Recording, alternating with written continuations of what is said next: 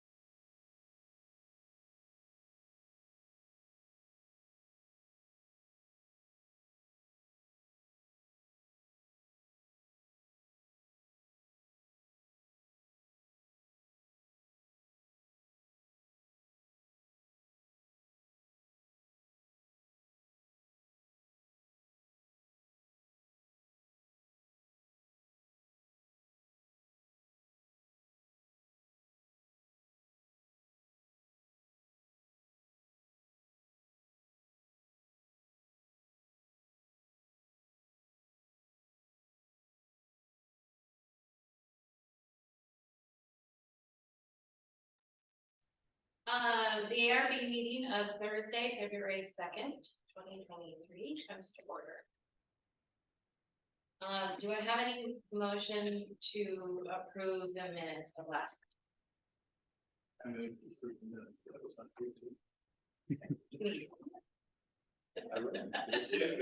week? I got it. All in favor? Aye. Okay.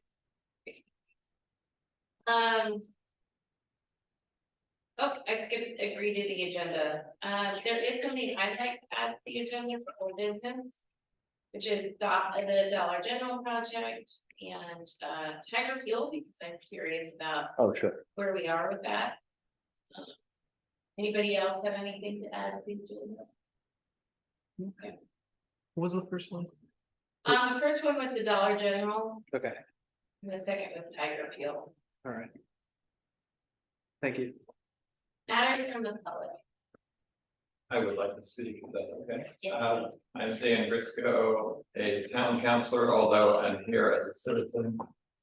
Basically, I come tonight grieved by the circumstances of the departure of Zach from this board. And I first of all want to acknowledge, having served with Zach for 6 years on the town council, 6 of my 12 and a half. He was a great asset to the town, and his departure was a shock to me and one of the saddest moments of me being on town council.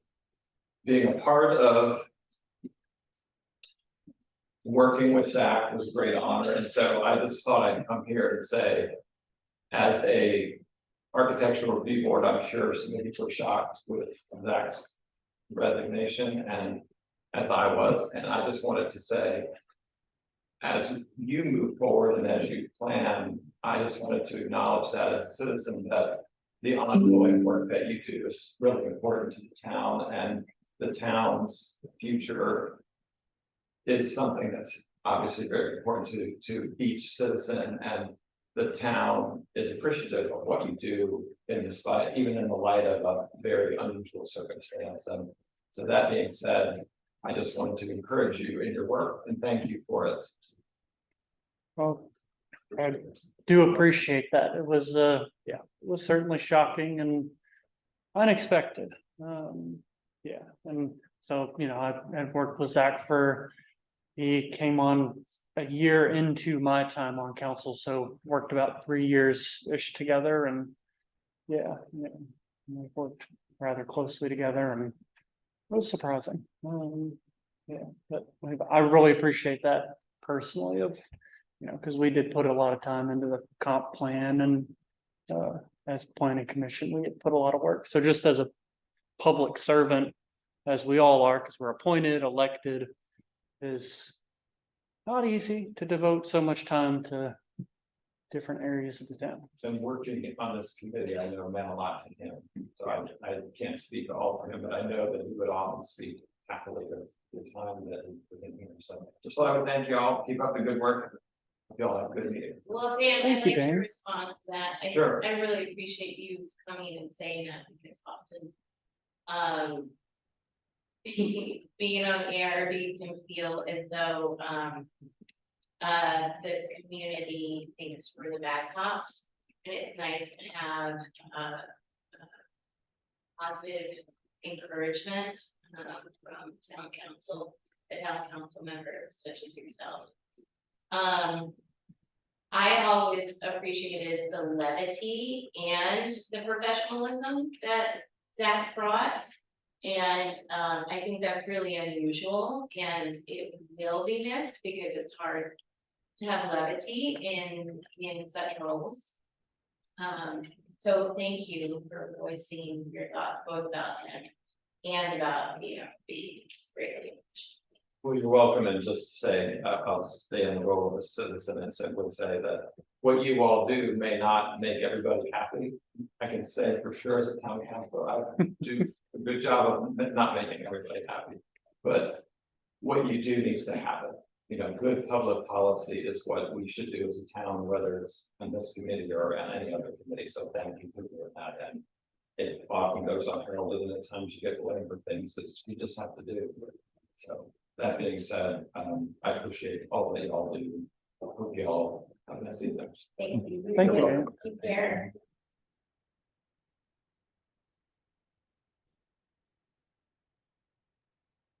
Okay, old business. Unless Matt, you have anything? Go ahead. Thank you, President. Yeah, old business. Dollar General, any updates? Sure. They're in their winter time of not a good point to do those landscaping repairs. But the last conversation that I had with their staff, The property management company is working with Dollar General about the responsibility for paying that. There's no dispute over the approved work and the need for it to be done, but the commercial real estate company thinks it's the tenant's obligation to pay, and Dollar General thinks otherwise. So their attorneys are working on that. But the property owner, the management company, understands that they have the zoning related responsibility to do this work. So their goal with their attorney is to resolve that question before springtime planting. The landscaping company, Acclaim Services, is on standby and ready to do the work as soon as it's suitable weather. Great, that's good. That last part is. Fingers crossed. The first part. That's kind of the main issues you have been talking about related to Dollar General, or is it, I noticed it's work on the right, is there like, have you guys been involved with the work happening there? Yeah, only the outside. Look like they're messing with the curb or something out there. Yeah, but other parties were chasing down a water main leak, so they were cut and trying to repair that. There's a icy spot on the curve up in the hill there. So our police department's been involved in that. So But yeah, this issue came from poor landscaping that deviated from what they promised they were going to build in the first place. And it's been a multi-year I remember problem. right when I got on council, I was hearing a little bit about it, now they kind of got the approval based on doing certain things to the outside, haven't done it. Yeah. I'll probably do that. Yeah. Oh, sure. That's great. Tiger fuel, I'm curious about where we are with their understanding around the trees and the landscaping. I thought of that too recently, so thank you for asking. It's taken longer to get into construction on this than I thought it would, so that's been informative for me. They are probably just a few days away from getting all their building permits. They've had plan review stuck at Albemarle County for a while. So I had some correspondence with the builder today and confirmed that regulation wise, everything is fine on the town side, and I see no objection to the county issuing building permits. So my correspondence has shifted from Shimp Engineering to Martin Horn, who's the builder. Oh, Yes, so I've got a project manager contact there now. I think it's probably a good idea to restate that expectation with them because we have specific trees that we care about. I guess the land disturbance might be one of the first things that they do, so that, you know, if they cut the wrong tree, we can't get it back. right. So could I introduce that project manager to you and try for a walkthrough? Yeah. So we did it with the engineers, but I think their engineering work is mostly done now, and it'll be a builder that we work with. Yes. Okay, that's a good idea. Yeah, I'd be happy. Excellent. And then I don't know if they ever. I mean, we offered feedback on their planting. And there were a few. Different cultivars that we were interested in seeing versus what they were proposing. Mhm. But I don't ever remember hearing back that they were going to apply or anything. Okay. I'll look at the pack of construction documents that I got today and see what's in there. We can check that against our previous ARB meetings. And if it's not what, I'll send you that. And if it's not what we thought it would be, we can address that now. Okay. Just like with Dollar General, you know, we get this landscaping plan set on construction and then we can enforce off of it. So this is the time to make sure it's right. Yeah, great. Thanks. New business. COA for the Methodist Church. This is it's for update. It's a slight punt from where they thought they would be on this. So they will have more detail for you at next month's meeting. This is a structural plan for a handicapped entrance into the it's the upper level of the church, but nearer to the part of this building. They want to build a ramp that enters the church from the north side, closer to us, and provides better accessible access into the meeting hall for the church. This is the large church on Main Yes, the Street. Methodist Street closest to us, 158 East Main. The ramp itself is by right improvement, and I don't have a lot that I can say about the structural design of it, the spacings of the footers, things like that. This board does have purview over the decorative elements on it, things like the ironwork railings. They have not finished the detailed design on those yet. Structural Steel here locally is doing the job. So the only page I have from them now to show you is this, where the footer plan is significant. You know, that's where they'll put the posts and then put a deck on top of it. Those need to be the way they are for the proper entrance and path of travel for the handicap ramp. And they're allowed to build the ramp. But we have purview over the decorative elements in the ironwork. So they don't have that all figured out yet, but they'll be here next month to actually present the details part. So today, all I can say is to let you know that it's in progress. I appreciate the handicapped access and they're being proactive with it, because we've had some trouble on this property in the past. And we'll get the decorative element straight. Is it ADA compliant, or is it kind of not in our, if they build it, it's not, it's up, it's between them and, you know, whoever, or is that us? to talk about? Correct. If the slope on this were wrong, that's not something that we interpret. I think that comes from the building officials world, you know, what that commercial entrance needs to do. So they've got that's their plan set for the county to get the structural permits. I'm not seeing, maybe I'm missing it, but the material that they're using for the ramp. I see all the structural materials, but I don't see the finished material. Is it wood, concrete? It's like it might be wood.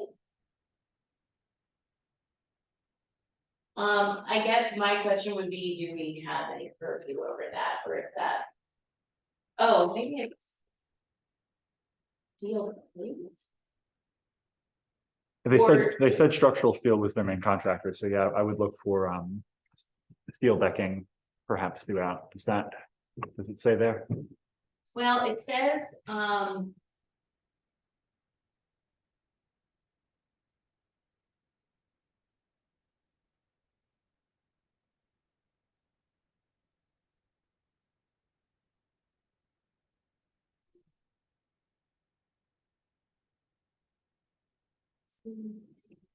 the foundation.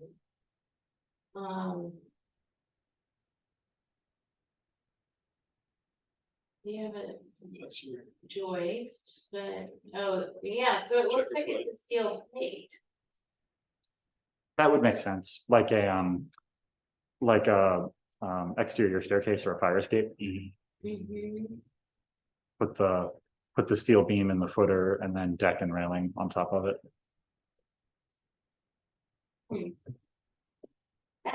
I guess my initial take on that is that it feels very industrial. For it all to be steel. But I don't know if we have any proof. The materials we do. Okay. If for example, between a wood and a metal decking material. I guess it would be good to know why they chose steel over wood, because it's gonna be so much more expensive than wood, and so there had to be a good reason. Yeah. Okay. I would say that. One isn't the last, it depends on how high it's going to, wants to be able to support. Some people kind of like. A wheelchair or something like that, but also. What side is it on? Is this on the north side? There's already kind of like a ramp built in there. Yeah, the existing entrance goes down into the fellowship hall, and this goes off to a little bit further to the east and into the main church building. Access to the second level. Okay. So you can wheel in from that drive on Jackson Street, and it'll up. If it says how up high the tallest of those posts will be, less than a story because of the slope of the hill, but to get you into the second level of the, I think just already got a wooden ramp back there. or something. yeah, they've made some progress with that and, get an entrance into the second story. Mhm.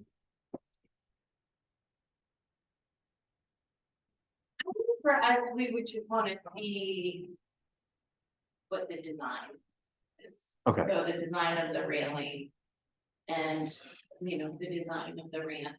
Of their full, so, okay, so we'll have that full package ready for next month. Great. Got it. Awesome.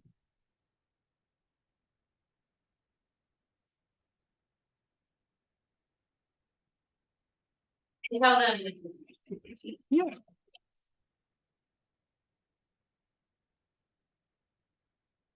Repair maintenance and important conditions. Think where we paused on this from last month was to confirm with Mr. Rett about the ratings. I have not heard anything from him between meetings. Has anyone else? Okay.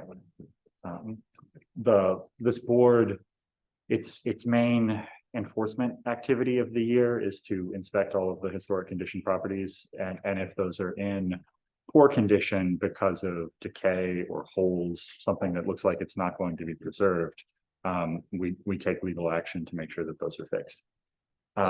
So the board members did their own visits of these properties in the past couple of months.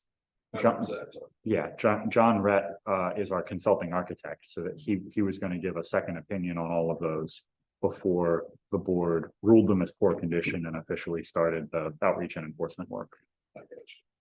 I've not heard anything from Mr. Rett, so would you like to defer that?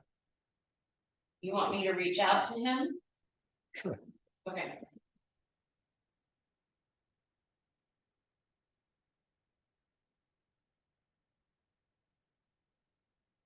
Can you give us an update on the dollhouse? And where we are?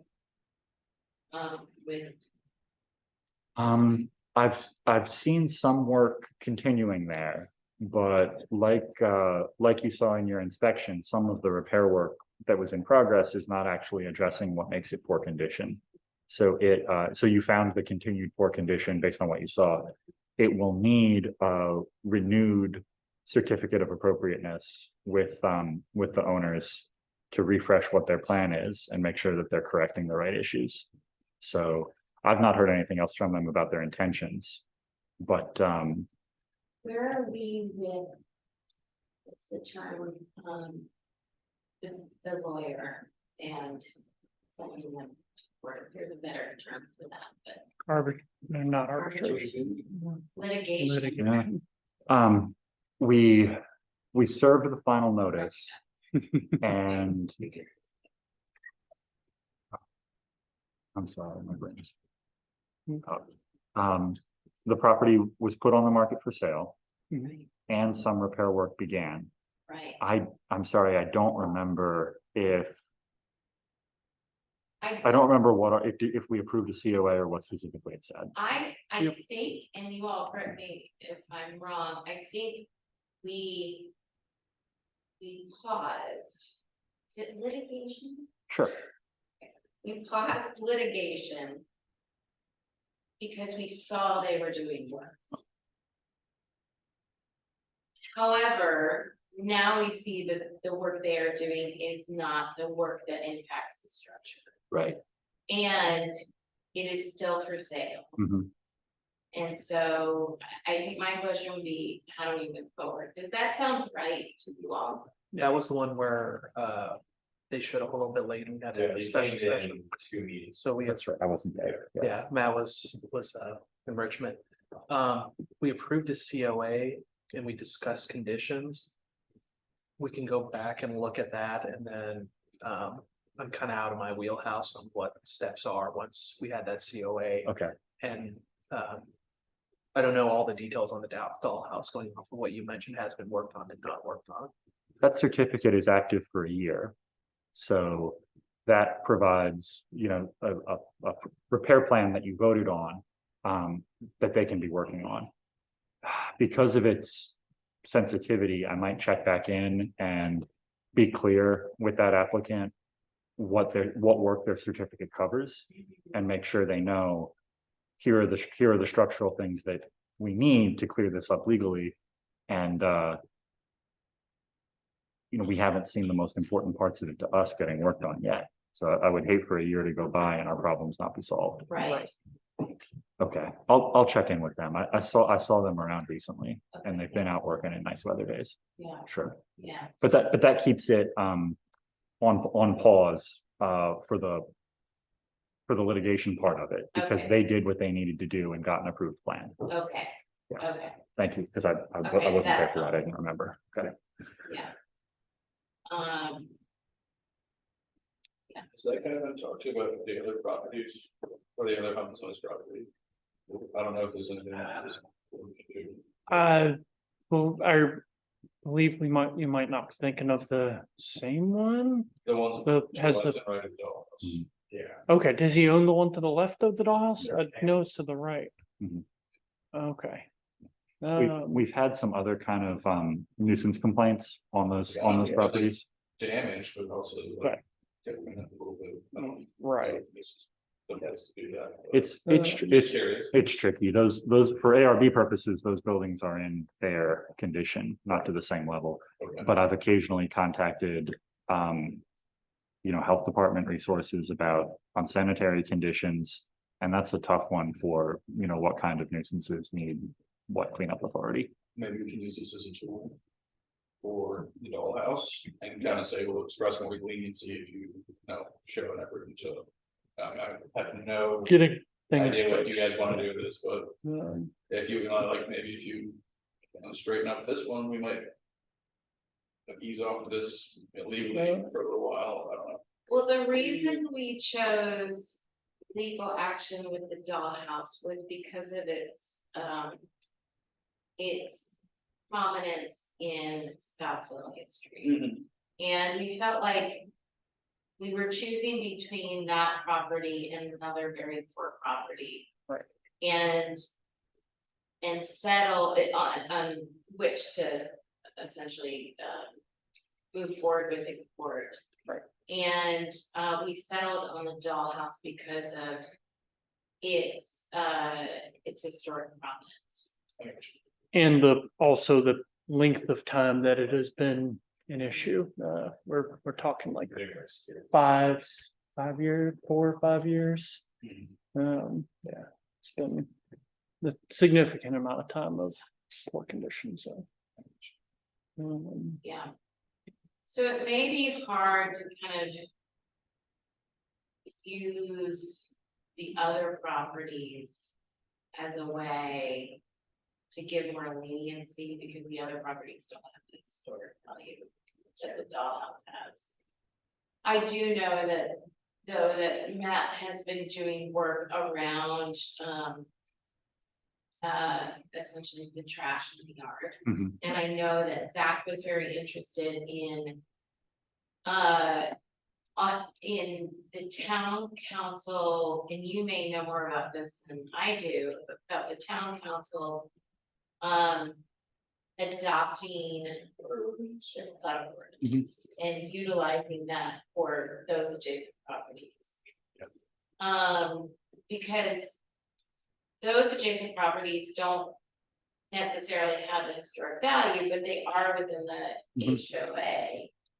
And so obviously it's pertinent that they stay in good standing, but a large part of their the issues around the clutter. It gets to some of the So oh, please. No. sorry, I was gonna say, I do think one of them is listed as for this year. Could be, yeah. But go ahead. To the general public understanding of what we do and what our priorities are, sometimes it's hard to explain the difference of, this building is historic and this board looks at its condition, so we care quite a bit about how it's painted or what style of window frame you use. But your neighbor could have all kinds of junk in the yard. It's not historic junk, so this board doesn't enforce on it. So it might help for some at the level of other kinds of enforcement ordinances, how do we work on all those other nuisance problems? So that it's not falling just on historic homeowners. I do like the idea of having sort of. Inventory that is sort of.